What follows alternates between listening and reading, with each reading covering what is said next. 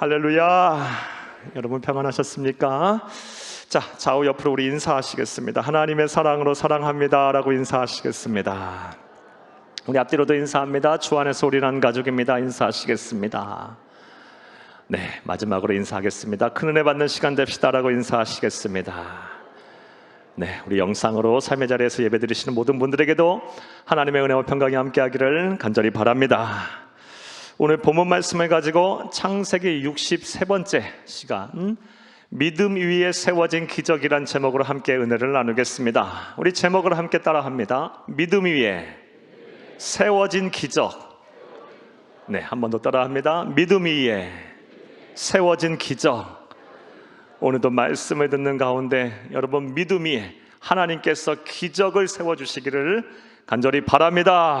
할렐루야. 지난 시간의 내용 간단하게 먼저 살펴보면, 지난 시간에 우리는 이 남편 야곱을 사이에 두고 두 자매가 이 남편 사랑 받으려고 막 시기하고 질투하고 막 다투고 경쟁하면서 이 11명의 아들과 딸 하나를 낳은 그런 사건을 보며, 장면을 보며 우리에게 주시는 은혜를 찾았습니다. 먼저 야곱의 첫째 부인이었던 이 레아는 야곱의 사랑을 받지는 못했어요. 참 비운의 여성이죠. 이 야곱의 사랑을 받지 못했지만 하나님께서 그 레아를 불쌍하게 여기셔서 그의 태의 문을 열어주셨습니다. 그래서 먼저 르우벤이라는 아들을 낳게 하셨고, 둘째 시므온을 낳게 하셨고, 셋째 레위를 낳게 하셨고, 넷째 그 우리 예수님의 먼 조상이 되는 유다를 출산하게 하셨습니다. 자, 이렇게 레아가 네 아들을 낳자 동생 라헬이 막 질투가 났어요. 하나님께서는 자기에게 태문을 닫으셔서 애를 못 낳는데 언니가 이 아들을 넷이나 낳으니 막 화가 나고 막 질투가 생겨서 막 야곱에게 바가지를 막 긁었어요. 야곱이 뭐라 합니까? 내가 하나님이냐, 내가 어찌 그 일을 하냐? 그러자 이 라헬이 이제 인간적인 방법을 씁니다. 하나님의 뜻대로 잠잠히 때는 기다려야 하는데, 그리고 더 회개하고 더 이 하나님의 말씀대로 살아야 하는데 그렇지 못하고 인간적인 방법을 씁니다. 자신의 몸종이었던 빌하를 첩으로 줍니다. 그리고 첩을 통해서 이 야곱이 다섯 번째 아들 단과 여섯 번째 아들 납달리를 낳습니다. 자, 여기까지 갔으면 이제 레아는 성숙한 신앙인으로서 참고 또 기다렸어야 하는데, 질투하지 말고 이제 우애 있게 사랑하고 한 형제니까, 한 자매니까 그렇게 지냈어야 하는데, 또 하나님께서 자신의 태의 문을 닫은 것을 또 보고 이번에는 레아도 자기도 질소냐? 그러면 자기의 몸종 실바를 또 야곱에게 첩으로 줍니다. 그렇게 해서 7번째 아들 갓, 8번째 아들 아셀이라는 아들이 태어납니다. 자, 그리고 나서 하나님께서는 또 이 레아를 불쌍히 여기셨어요. 계속 남편 사랑 못 받고 그냥 그 절망 속에서, 그런 힘든 삶 속에서 그래도 하나님의 이름을 부르며 주의 긍휼하심에 기대는 그 레아를 하나님께서는 외면하지 아니하시고 또 그에게 또 복을 주셔서 9번째 아들 이사갈, 그리고 10번째 아들 스불론을 낳게 하십니다. 거기에다가 딸 디나를 낳게 하십니다. 자, 이렇게 해서 벌써 이제 10명의 아들과 딸 하나가 태어났어요. 근데 아직까지도 라헬은 출산을 하지 못했어요. 라헬은 이 야곱의 사랑을 한 몸에 받았지만 하나님께서 그 태의 문을 닫으셔서 하나도 출산을 하지 못하였는데, 그런 상황 속에서 라헬이 이제 하나님의 이름을 부릅니다. 기도하기 시작해요. 그러자 하나님께서 또 그 또한 불쌍히 여기시고 그의 기도에 응답하셔서 아들을 낳았는데 그 아들이 바로 11번째 아들 요셉입니다. 자, 우리는 지난 시간에 이렇게, 그리고 베냐민은 나중에 창세기 35장에서 이제 출산하는 장면이 나옵니다. 우리는 지난 시간 이렇게 두 자매가 막 서로 시기하고 다투고 막 싸우면서 경쟁을 하면서 자신의 몸종들까지 이렇게 첩으로 주면서 야곱에게 사랑을 받으려고 막 몸부림치는 모습을 보았고, 또 그 일로 인해서 11명의 아들과 딸 하나가 출생하는 그런 사건을 통해서 영적 교훈을 찾았습니다. 자, 그렇다면 왜 하나님께서는 이 창세기 기자인 모세를 통해서, 어찌 보면 이것은 한 가족 사이의 부끄러운 일 아닙니까?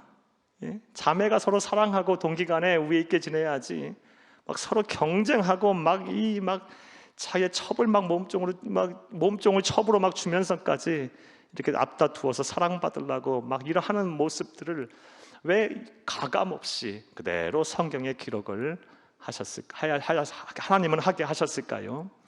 왜 하나님은 그런 일들을 하게 하셨을까요? 그 이유는 분명합니다. 사랑하는 여러분, 하나님은 비록 우리가 죄가 있고 또 허물이 있고 또 우리가 부족하다 할지라도, 하나님 앞에 서기에 부족하다 할지라도, 그래도 하나님 앞에 서게 되면, 그래서 주의 이름을 부르게 되면 하나님께서는 반드시 구원하여 주십니다. 할렐루야. 그리고 우리의 기도를 들으시고 우리의 마음의 소원을 이루어 주십니다. 할렐루야. 사랑하는 여러분, 레아와 라헬은 참 성숙한 신앙이라고는 거리가 먼 사람들이 어찌 보면요, 그렇죠? 형제를 미워하는 것 자체가 살인죄라 그랬어요. 살인죄라고. 그런데 서로 사랑하지 못하고 그냥 일평생을 서로 경쟁하고 다투고 참 허물 많은 사람들이에요. 하지만 그런 사람이라 할지라도 주의 이름을 부르니까 그들의 후손을 통해서 이스라엘 12지파가 탄생하게 하셨고, 우리 주님의 먼 조상인 유다가 탄생하게 하셨습니다. 할렐루야. 이것이 우리가 지난 시간에 놓쳐서는 안 되는 가장 중요한 진리예요. 죄와 허물까지도 덮으시는 하나님. 따라서 우리가 부족하고 연약하고 때로는 우리가 죄와 허물이 있다 할지라도 하나님 앞에 설 수 있어요. 아니, 서야 합니다. 우리에겐 소망이 있어요. 예. 하루에도 12번이고 우리의 마음과 생각이 막 죄를 짓고 흔들리고 요동치고 막 감정이 막 상하고 막 영적인 침체에 빠지고 그럴 거예요. 하지만 그럼에도 불구하고 하나님의 사랑은 우리의 죄와 허물을 다 덮고도 남을 정도로 크고 위대하고 측량할 수 없는 것임을 믿으시기를 바랍니다. 할렐루야. 참 하나님 대단하신 분이에요. 자, 여기까지가 지난 시간 이제 내용이었고요. 오늘은 이제 요셉을 낳고 나서, 그러니까 11명의 아들과 딸 하나를 낳고, 그리고 이제 이 야곱이 독립하기 바로 직전까지 하나님께서 복을 주셔서 그가 큰 부자가 된 사건에 대한 기록입니다. 오늘도 한 절 한 절 읽으면서 하나님께서 우리에게 주시는 영적 교훈을 찾으며 은혜를 누리겠습니다. 그런 은혜가 되시기를 간절히 바랍니다. 할렐루야. 자, 먼저 25절에서 26절을 함께 읽겠습니다. 25, 26절입니다. 라헬이 요셉을 낳았을 때에 야곱이 라반에게 이르되 나를 보내어 내 고향 나의 땅으로 가게 하시되 내가 외삼촌에게서 일하고 얻은 처자를 내게 주시어 나로 가게 하소서. 내가 외삼촌에게 한 일은 외삼촌이 아시나이다. 아멘. 자, 25, 26절 말씀을 보게 되면 이 야곱은 이 두 명의 아내 레아와 라헬을 얻기 위해서, 정확히는 라헬을 얻기 위해서 14년간을 일을 합니다. 그리고 그 14년 동안 하나님의 은혜로 말미암아 11명의 아들과 그리고 딸 하나를 얻게 돼요. 그렇게 14년이라는 시간이 흐르자 이제 야곱은 삼촌 라반에게 나로 하여금 내 처자와 다 더불어서 고향 땅으로 돌아가게 해달라, 즉 독립하게 해달라라고 요구를 하고 있습니다. 사랑하는 여러분, 자, 그렇다면 왜 야곱은 라반으로부터 독립을 하려고 하고 있을까요? 그 이유가 뭘까요? 그 이유 그렇게 생각하는 거 어렵지 않죠. 먼저 인간적인 생각으로 보게 되면, 사랑하는 여러분, 14년 더 이제 시간이 더 지났을 수도 있었겠죠. 14년 이상 이 고향 땅을 떠나왔으니 얼마나 고향이 그립겠어요. 물론 그곳에는 이 자신을 죽이려고 하는 형 에서가 있긴 하지만 그래도 혈육이잖아요.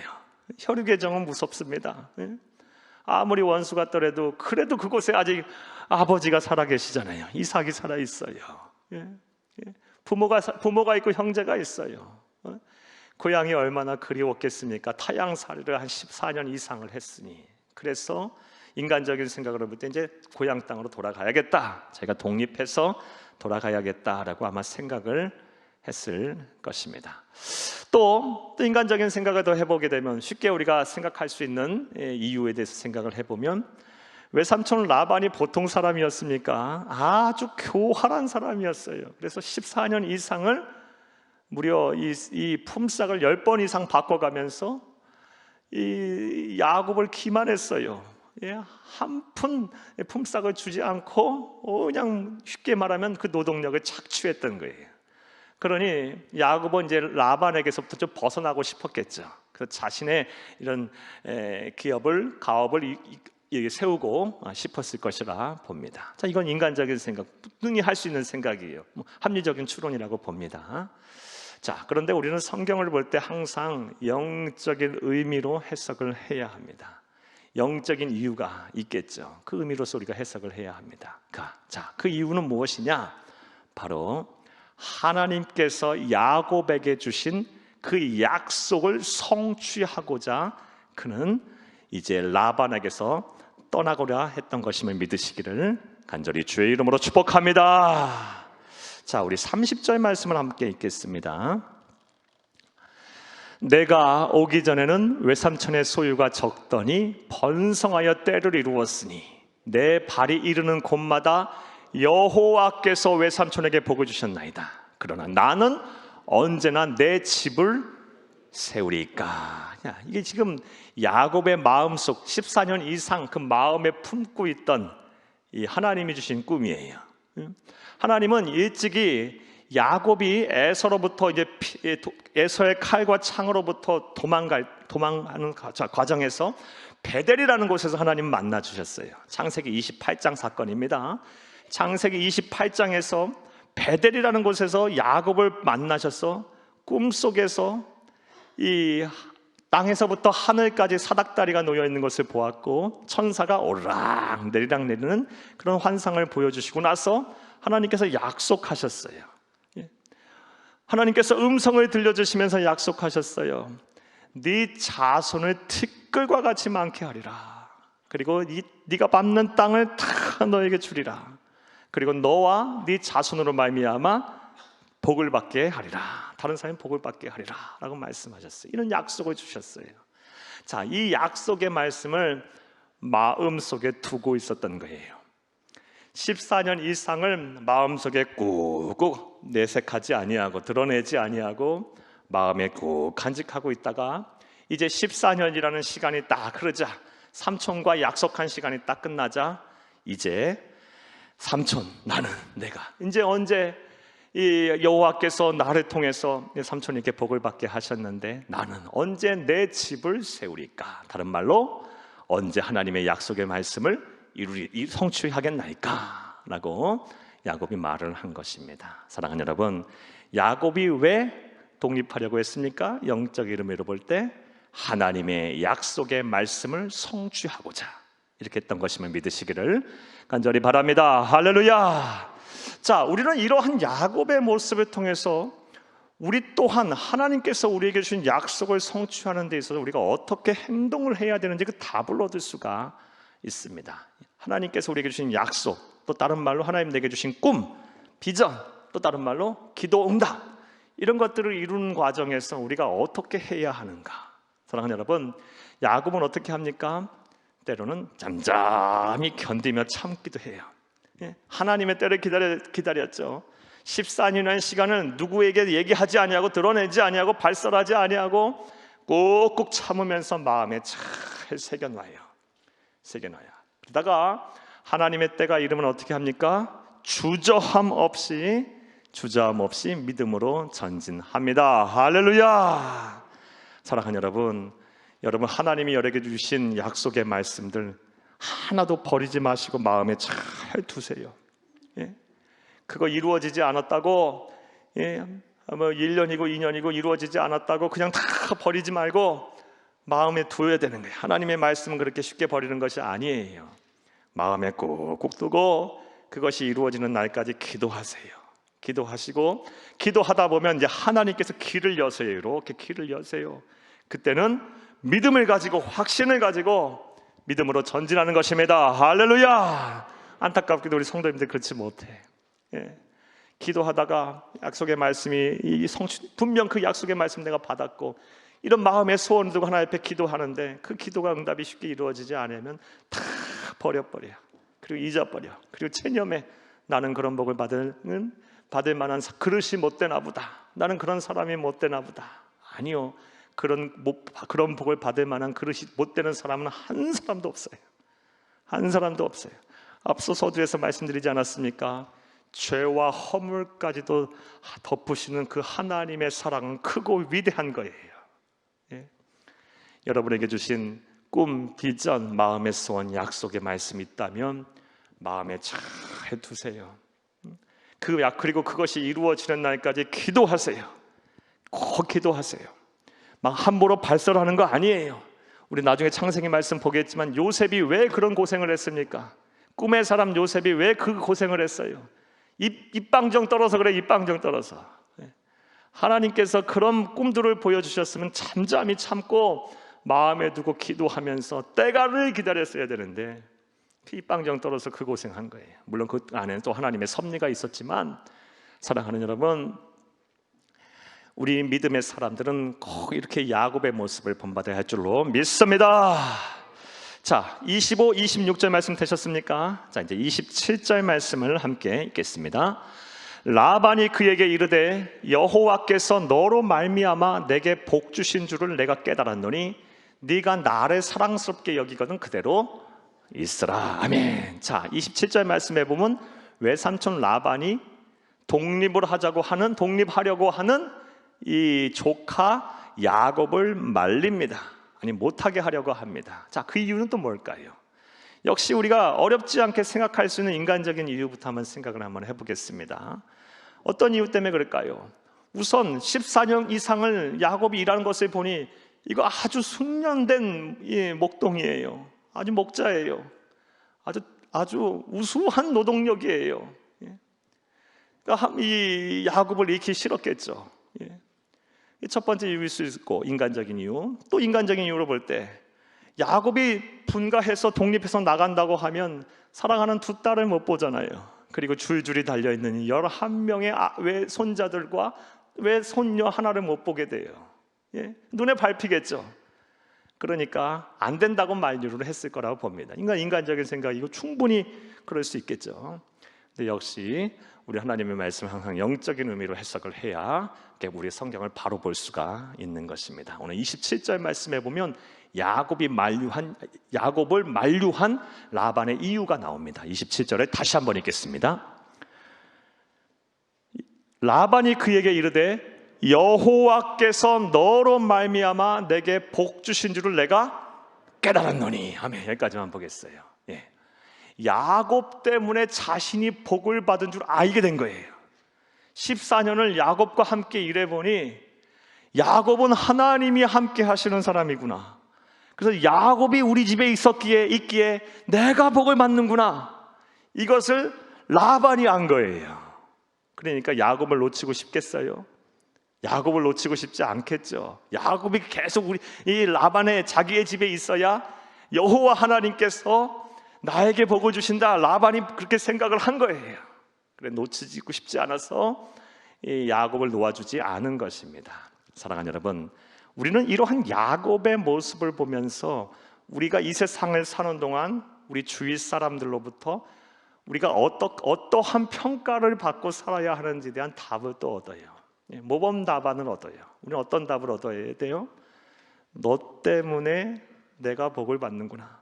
너 때문에 내가 하나님으로부터 복을 받는구나. 당신 때문에 내가 복을 받아요. 당신 때문에 내가 하나님으로부터 축복을 받는 사람이 돼요. 당신 때문에, 형제 때문에, 자매 때문에 우리 가족이, 우리 직장이, 사업장이 잘 되는 것 같아요. 이런 평가를 들어야 할 줄로 믿습니다. 이게 그리스도인의 삶이에요. 야곱 때문에 라반의 집이 복을 받았어요. 누구에게? 하나님으로부터. 그리고 이것을 모를 수 있잖아요. 하지만 라반이 알 정도면 야곱은 하나님이 함께 하시는 사람이 분명해요. 성경엔 기록이 되어 있지 않지만 이 행간에 수많은 일들이 있었을 거라고 봅니다. 하나님이 야곱과 함께 하셨던 수많은 기적들, 수많은 일들이 아마 있었을 거예요. 그거를 보면서 라반이 느낀 거예요. 야, 이 야곱 때문에 우리 집이 하나님께 복을 받는구나. 사랑하는 여러분, 부디 여러분 가닥에 여러분의 자녀들이, 여러분의 가정이, 여러분의 직장과 사업장이 다 여러분 가운데 가닥에 복을 받기를 간절히 주의 이름으로 축복합니다. 축복합니다. 우리는 그런 소망을 가져야 돼요. 나로 인해서 내 가족이 복을 받으리라. 특히 우리 자리에 계신 분들, 또한 말씀을 들으시는 분들 가운데 아브라함 같이 믿음 1세대이신 분들이 많이 계실 거예요. 여러분, 내가 신앙생활 잘해서 우리 가정에, 우리 가문에 흐르는 이 우상숭배의 저주를 끊으리라.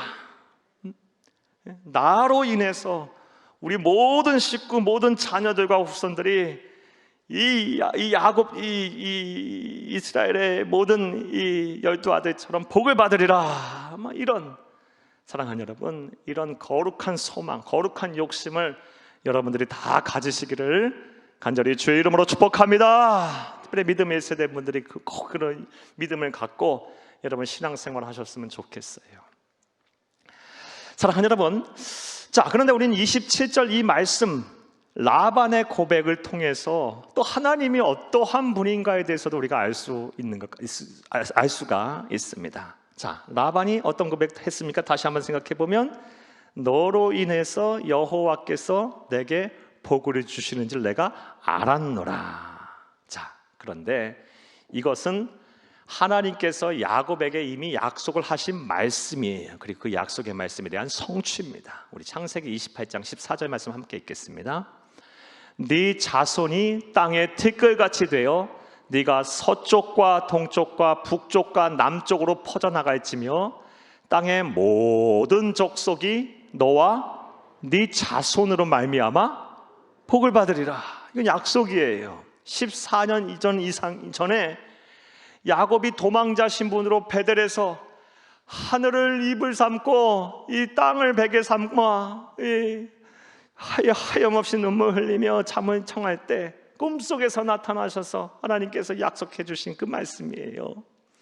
너와 네 자손으로 말미암아 복을 받으리라. 그리고 그 말씀이 14년 내내 이루어진 거예요. 자, 이 말씀을 통해서 하나님은 어떤 분이십니까? 우리가 알 수 있습니까? 약속하신 것은 반드시 이루시는 하나님이에요. 이루시는 하나님.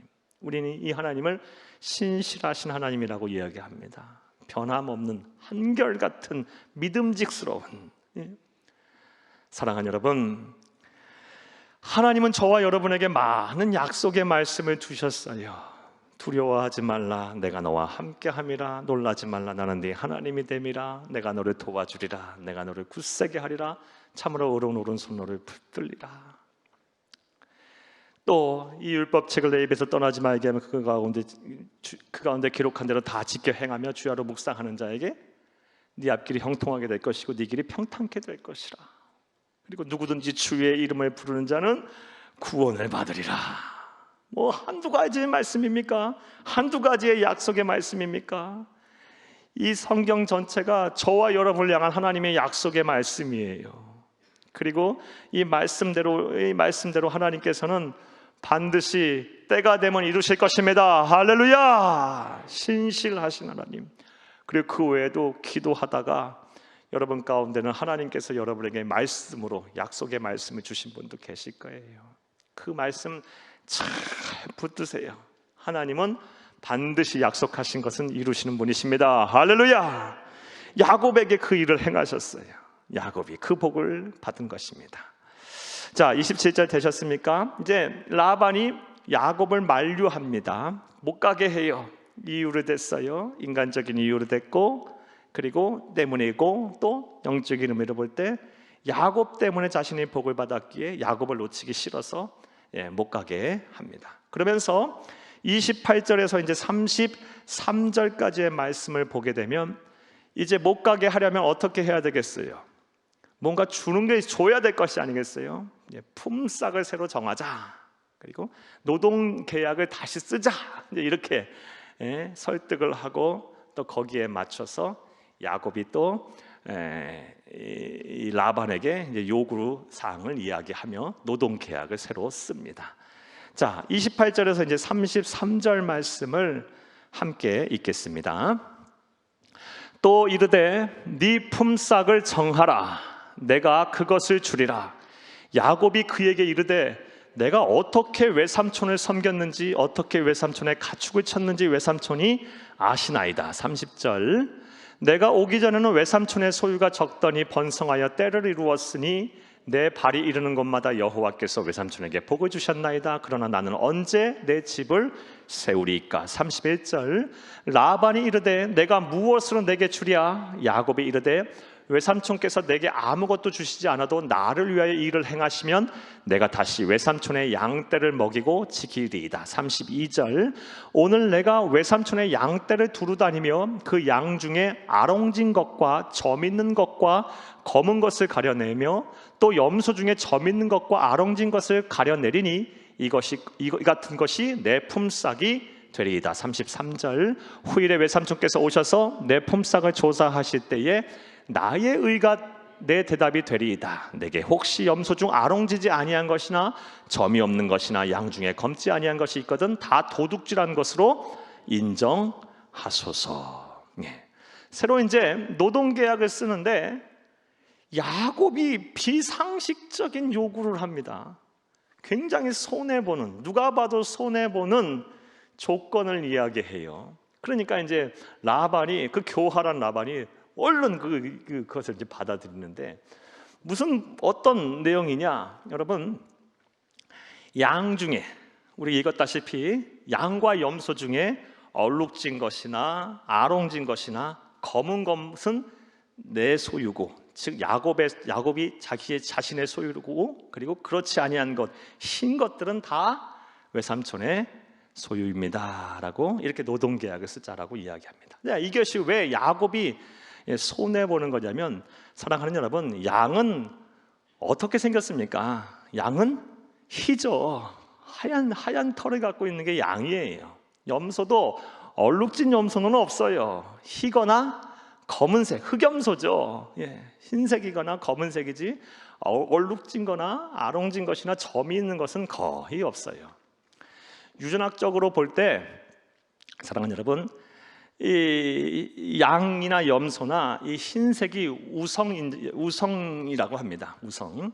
그러니까 이 흰색과 흰색이 이 짝짓기를 하면 양은 어떤 색깔의 양이 나오겠어요? 반드시 흰색 양이 나오는 거예요. 또 흰색 염소가 나오는 거예요. 또 흰색인 양과 좀 점이 있는 아롱진 이 양이 짝짓기를 하게 되면 어떤 양이 많이 나오겠어요? 흰색 양이 우성이니까 대략 10마리 중에 9마리는 이 흰색이 나오고 1마리 정도가 아롱진 것, 점 있는 것이 나온답니다. 물론 이제 점 있는 것, 점인들끼리 짝짓기 하면 이제 열성끼리 짝짓기를 했으니까 점 있는 게 나오겠죠. 하지만 그 수가 극히 적기 때문에 이것은 야곱이 누가 봐도 손해보는 계약이에요. 그리고 비상식적이에요. 그러니까 그렇게 머리가 핑핑핑 잘 돌아가고 교활한 라반이 냉큼 그것을 받아들여요. 34절 말씀을 함께 읽겠습니다. 34절입니다. 34절 우리 함께 읽겠습니다. 라반이 이르되 내가 네 말대로 하리라 하고. 아멘. 얼른 받아들여요. 왜? 자기가 손해볼 일이 하나도 없거든요. 거기다가 이 교활한 라반이 술수까지 씁니다. 35절 36절 함께 읽겠습니다. 그날에 그가 수점소 중 얼룩무늬 있는 것과 점 있는 것을 가리고 암염소 중 신바탕에 아롱진 것과 점 있는 것을 가리고 양 중에 검은 것들을 가려 자기 아들들의 손에 맡기고, 36절에 자기와 야곱의 사이를 사흘길이 뜨게 하였고 야곱은 라반의 남은 양떼를 치니라. 아멘. 아주 이 라반이 교활해서 야곱에게 한 마리도 주지 않으려고 양과 염소 중에서 점 있는 거, 그리고 아롱진 거, 얼룩진 것을 자기 아들들에게 다 속간해서 맡기고, 무려 이 약 사흘 길이면 100km 떨어진 정도입니다. 100km 떨어진 곳에 자기 아들들로 하여금 그것들 가지고 가서 치게 하고, 이 야곱에게는 흰색 우성 인자만 갖고 있는 이 흰색 양과 염소만 치게 한 거예요. 그러면 흰색끼리 아무리 교배하고 아무리 짝짓기 해야 얼룩진 게 나옵니까? 안 나오죠. 하나도 안 주겠다는 거예요. 하나도 안 주겠다. 사랑하는 여러분, 이제 우리는 그 이유를 찾아야 되겠죠. 그렇다면 왜 야곱은 이러한 계약을 했을까요? 야곱이 바보여서? 야곱은 목자로서, 이 목축업자로서, 유목민으로서 달코 다른 사람이에요. 아브라함 밑에서, 이삭 밑에서 그는 목동으로서 집안일을 하면서 아주 숙련된, 아주 능숙한 그런 목자였을 것이고, 또 이 가축에 대한 습성과 지식 또한 아마 당시에는 많이 가지고 있었을 거예요. 그래서 라반의 집에 왔을 때 그로 인해서 또 하나님께서 거기에 은혜를 부어주셔서 약속의 말씀을 성취하셔서 번성케 하신 거예요. 바보가 아니에요. 그렇다면 왜 누가 봐도 손해보는 이 계약을 맺었을까요? 사랑하는 여러분, 이 시점에 이르렀을 때 야곱에게는 분명히 믿음이 아마 있었을 거라고 봅니다. 야곱에게는 없었던 믿음이 아마 생긴 모양이에요. 14년간 하나님이 자기와 함께 하셨던 수많은 일들을 경험하면서, 그래서 다른 사람이 자기를 보면서 여호와 하나님께서 자기 때문에 복을 받는다까지 간증할 정도로 하는 나타내는 그 하나님의 역사를 보면서, 하나님이 나와 함께 하시는구나, 내가 하나님과 함께 하는 사람이구나, 나는 반드시 복을 받겠구나 라는 믿음이 아마 있었던 모양입니다. 그래서 그 믿음 위에 살아가는 여러분, 이러한 계약을 맺은 것임을 믿으시기를 간절히 주의 이름으로 축복합니다. 우리 좀 이따 보겠지만, 그리고 이 믿음 위에 하나님은 기적을 베푸세요. 믿음은 기적을 낳습니다. 여러분 따라하시겠습니다. 믿음은 기적을 낳는다. 한 번 더 따라합니다. 믿음은 기적을 낳는다. 이게 저와 여러분이 오늘 본문 말씀을 통해서 반드시 놓쳐서는 안 되는 하나님의 음성이에요. 믿음은 기적을 낳는다. 사랑하는 여러분, 야곱은 누가 보아도 불합리한 게, 그리고 손해보는 계약을 서슴지 않고 해요. 나는 하나님이 함께 하신다, 하나님이 다 나에게 번성케 하실 것이다, 하나님이 주실 것이다, 나는 걱정 없다. 지금까지 함께 하셨던 하나님, 지금 14년 이상을 나를 통해서 이 집안을 이렇게 세우고 집안을 번성케 하신 하나님께서 내 앞길 책임지실 것이다 하면서 누가 봐도 손해보는 계약을 다투지 않고 체결을 합니다. 자, 우리가 오늘 본 말씀, 읽은 말씀 중에서 하나 더 찾아야 될 교훈은요, 우리 35절에서 36절 말씀 읽었는데, 지금 라반의 모습이 어떠합니까? 아주 교활하죠. 그리고 이 피도 눈물도 없죠. 라반에게 있어서 야곱이 어떤 사람입니까? 사랑하는 여러분, 집에서 일하는 노예, 종이 아니에요. 야곱은 조카이자 혈육이에요. 그리고 사위예요. 무엇보다 야곱이 고생하면 누가 고생하는 거예요? 딸들이 고생하는 거예요.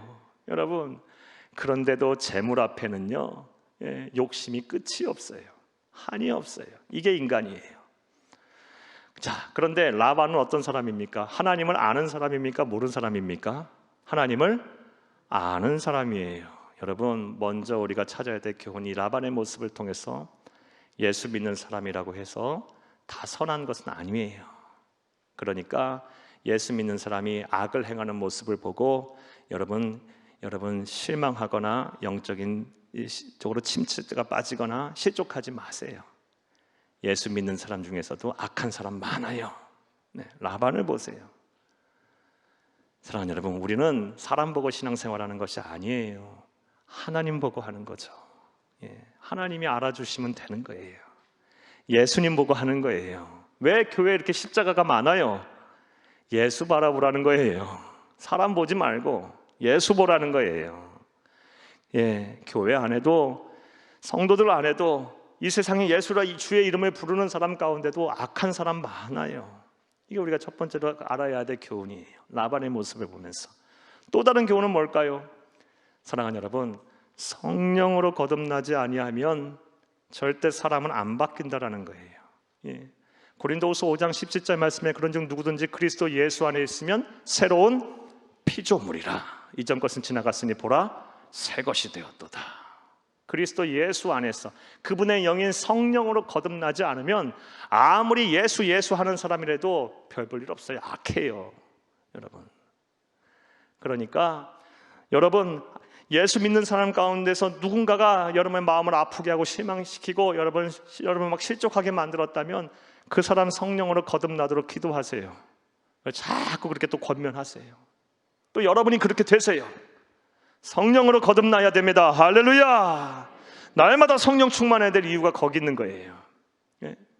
성령 충만하지 않으면, 성령께서 내 인격을 온전히 지배하지 않으면, 내가 성령 하나님께, 예수 그리스도 향인 성령님께 길들여지지 않으면 내 입을 통해서 얼마나 많은 사람들에게 상처를 주고 많은 사람들에게 정죄하고 입으로 범죄하기 쉬워요. 사랑하는 여러분, 성령 하나님만이 우리의 인격을 변화시키고 사람을 근본적으로 변화시키는 것임을 믿으시기를 간절히 주의 이름으로 축복합니다. 축복합니다. 자, 36절까지 되셨죠?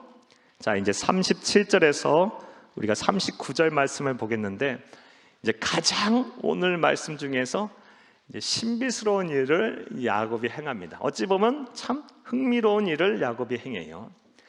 누가 보아도 불합리한 계획, 누가 봐도 손해보는 계약을 하고 나서 이 야곱이 취한 행동이 참 독특합니다. 어떤 행동을 합니까? 37절에서 39절 말씀을 함께 읽겠습니다. 야곱이 버드나무와 살구나무와 신풍나무의 푸른 가지를 가져다가 그것들의 껍질을 벗겨 흰 무늬를 내고 그 껍질을 벗긴 가지를 양떼가 와서 먹는 개천의 물 구유에 세워 양떼를 향하게 하며 그때가 물을 먹으러 올 때에 새끼를 베니 39절 가지 앞에서 새끼를 뱀으로 얼룩한 것과 점이 있고 아롱진 것을 낳으니라. 아멘. 지금 사랑하는 여러분, 야곱이 치고 있는 양떼와 염소떼는 다 어떤 색이에요? 하얀색이야. 이미 라반이 술수를 써서 100km 떨어진 곳에 서로 교배하지 못하도록 다 자기 아들들에게 점 있는 건 다 빼돌렸어요. 이미 흰색깔밖에 없어. 그러면 흰색끼리 이 짝짓기를 하게 되면 흰색이 나오게 돼 있어요. 이게 과학이에요.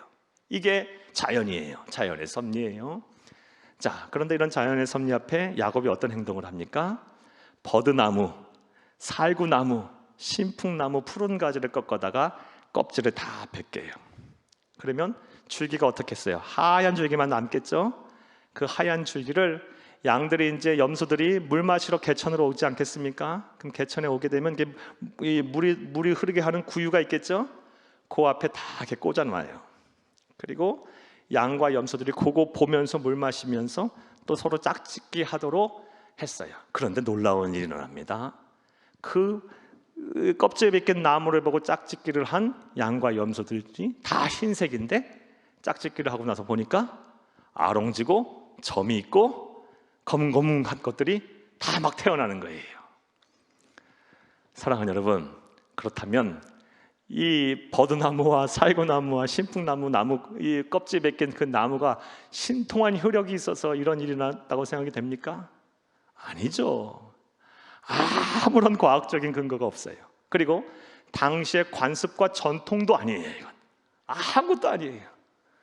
실제로 호기심 많은 성서신학자들 가운데 이렇게 해갖고 양과 염소를 그 나무 껍질 벗겨놓은 나무로 지나가게 해서 새끼 베게 해서 출산하도록 노력을 하고 시도를 해본 사람들이 많이 있다고 합니다. 그런데 단 한 명도 성공을 못했다고 해요. 말이 안 되는 얘기죠. 비과학이고 비관습적이에요. 그렇다면 왜 야곱은 이런 행동을 했을까요? 그리고 하나님께서는 어떻게 또 이런 일을 행하셨을까? 이런 기적이 일어나게 하셨을까요? 정확한 이 전후 사정은 이제 성경에 기록되지 않아서 우리가 알 수는 없지만 분명한 사실은요, 이것은 이런 일들이 일어난 기적은 하나님이 행하셔서 하신 것이지 어떤 뭐 버드나무, 살구나무, 신풍나무에 뭐 효력이 있어서 어떤 특별하신 일이 작용해서 일어난 것이 아님을 믿으시기를 간절히 주의 이름으로 축복합니다. 하나님이 행하신 거예요. 그리고 아마도 이 나무 껍질 벗긴 이 나무들은 제가 확신하건대 믿음의 증표였을 거라고 봅니다. 특별한 의미를 부여하지 말고 믿음의 증표였을 거라고 봐요. 그러니까 이 나무 껍질 가진 이 껍질 벗긴 큰 나무들을 꽂아놓고 야곱은 그것을 보면서 뭐 했겠어요? 기도했겠죠.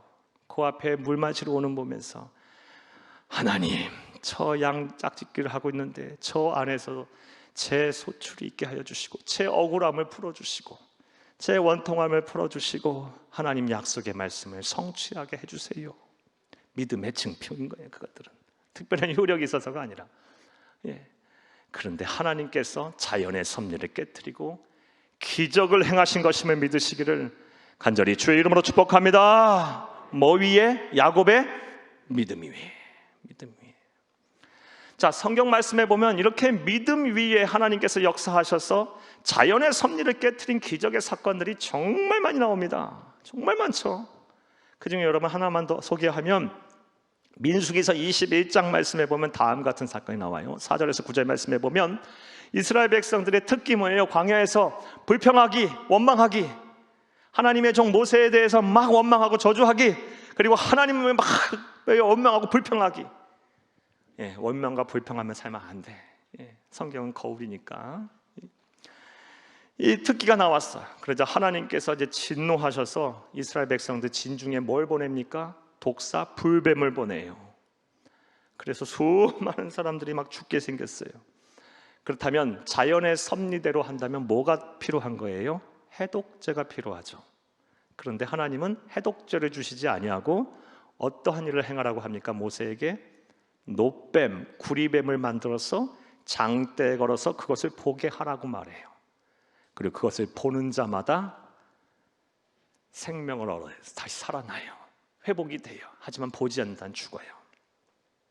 믿음을 가지고 보는 사람은 그게 왜 하나님께서 그 일을 행하게 하신 거예요? 믿음을 가지고 자진 자에게는 자연의 섭리를 깨뜨리고 하나님께서 기적을 베푸시겠다는 거예요. 사랑하는 여러분, 그런데 우리가 받은 구원도 어찌 보면 우리의 믿음 위에 자연의 섭리를 깨뜨린 것 아닐까요? 우리가 받은 구원. 그래서 이제 우리 예수님께서 요한복음 13장 14절에서 17절 말씀에 3장 14절에서 17절 말씀에 다음같이 인용하셨어요. 함께 읽겠습니다. 모세가 광야에서 뱀을 든 것 같이 인자도 들려야 하리니 이는 그를 믿는 자마다 영생을 얻게 하려 하심이라. 16절 하나님이 세상을 이처럼 사랑하사 독생자를 주셨으니 이는 그를 믿는 자마다 멸망하지 않고 영생을 얻게 하려 하심이라. 하나님이 그 아들을 세상에 보내신 것은 세상을 심판하려 하심이 아니요 그로 말미암아 세상이 구원을 받게 하려 하심이라. 아멘. 구원은 어떻게 받습니까? 믿음으로. 누구를 믿음으로? 예수님을 그리스도로 믿음으로. 마치 광야에서 이 놋뱀, 구리뱀을 바라본 사람만이, 믿음을 가지고 바라본 사람만이 구원을 받았듯이, 다시 살아났듯이 예수님을 바라본 사람만이, 구세주로 바라본 사람만이, 다른 말로 구세주로 믿은 사람만이 구원을 받는다는 거예요. 사랑하는 여러분, 이것도 믿음 위에 세워진 기적이라고 봐요. 왜냐? 여러분 잘 한번 들어보세요. 불신자들, 세상 사람들이 보기에 우리는 참 미친 사람들처럼 보일 거예요. 지금으로부터 2000년 전에 지구 반대편에 우리하고 피부색도 다르고 언어도 다르고 한번 본 적도 없는 청년이 우리를 위해 죽었대. 그리고 그 사실을 믿기만 하면 구원을 받는데, 이게 그들의 생각으로, 그들의 상식으로 이해가 될까요? 한번 1, 2년 전의 사람도 아니고 2000년 전에 지구 반대편에 있던 사람이야.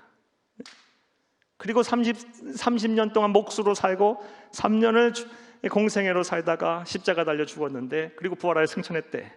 그리고 그 사실을 믿기만 하면 영생을 얻는데, 이게 불신자의 상식으로 이해가 되겠어요? 그러니까 안 믿죠. 그런데 우리는 어떠합니까? 너무 분명하게 믿어지잖아요. 너무 예수님이 구세주로 믿어지잖아요. 의심이 안 되잖아요. 예수님이 나의 죄를 대신하여 마치 광야에서 긴 장대 위에 노뱀처럼 우리 예수님께서 십자가에 매달리셔서 나의 죄를 다해 죽으셨다는 그 사실이 너무 확실하게 믿어지잖아요. 그리고 그 믿음 위에 우리는 뭘 받았어요? 구원을 받았어요. 자연의 섭리를 깨뜨린 거예요.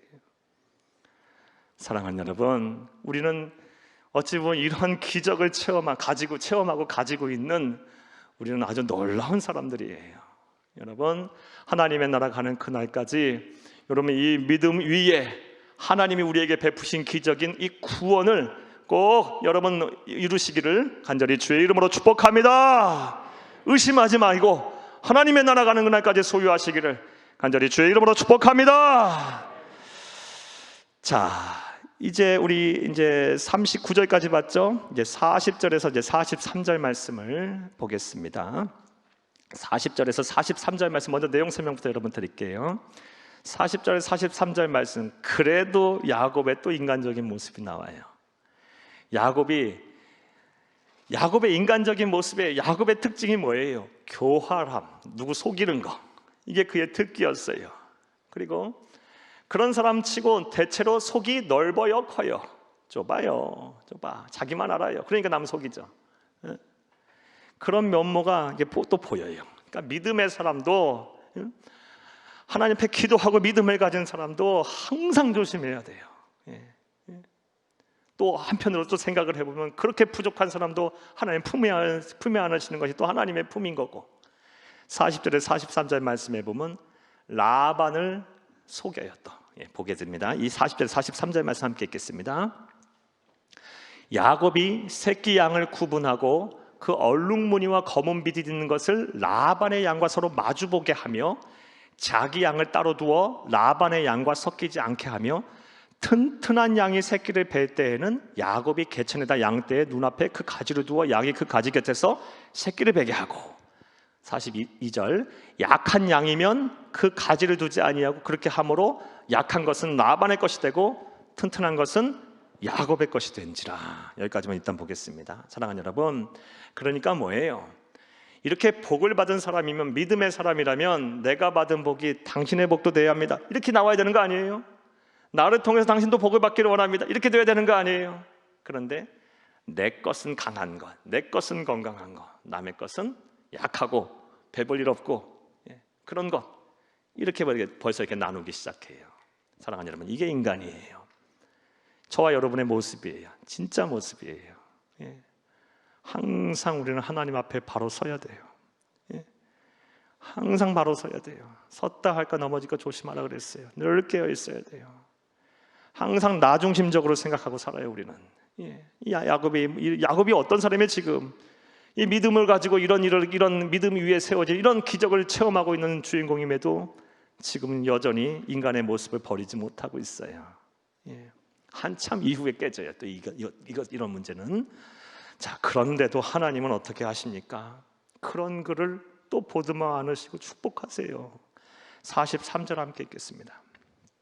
이에 그 사람이 매우 번창하여 양떼와 노비와 낙타와 나귀가 많았더라. 사랑하는 여러분, 창세기를 읽으면서 처음부터 끝까지 공통적으로 흐르고 있는 하나님의 속성 뭐예요? 하나님은 사랑이에요. 사랑이세요. 정말 그 하나님은 사랑이세요. 사랑이셔서 말씀으로 온 우주 만물을 창조하시고 보시기 좋았더라는 그 모든 것을 우리에게 주셨어요. 아낌없이 주셨어요. 그리고 행여 그 하나님의 마음을 아프게 하고 막 상하게 하고 막 하나님을 노엽게 한다 할지라도 하나님은 언제든 다시 품에 안으세요. 주께 돌아오기만 하면, 주의 이름을 부르기만 하면. 그리고 뭐가 그렇게 예쁘다고 약속한 것은 어떻게든 지켜나가실 거고 그렇게 하고 계시고, 하나님은 사랑이십니다. 우리는 창세기를 보면서 하나님을, 이런 하나님을 볼 수 있어야 돼요. 여러분, 하나님은 사랑이십니다. 할렐루야. 자, 이제 오늘 말씀 맺겠습니다. 오늘 우리 본문 말씀을 통해서 우리가 중요하게 반드시 잊지 말아야 될 하나님의 음성 뭐라 말씀드렸어요? 믿음은 기적을 낳는다. 야곱이 그렇게 아직 인간적인 모습, 변하지 않은 모습, 그런 옹졸한 모습, 그런 속 좁은 모습을 보였지만 하나님은 그래도 그가 믿음이 있었기에 그 믿음 위에 기적을 행하셔서 마침내 큰 부자가 되게 하셨고 그를 통해서 구속사를 이어가게 하셨어요. 사랑하는 여러분, 현재 삶이 힘들고 어렵더라도 우리가 놓쳐서야 안 되는 무엇이 있어야 합니까?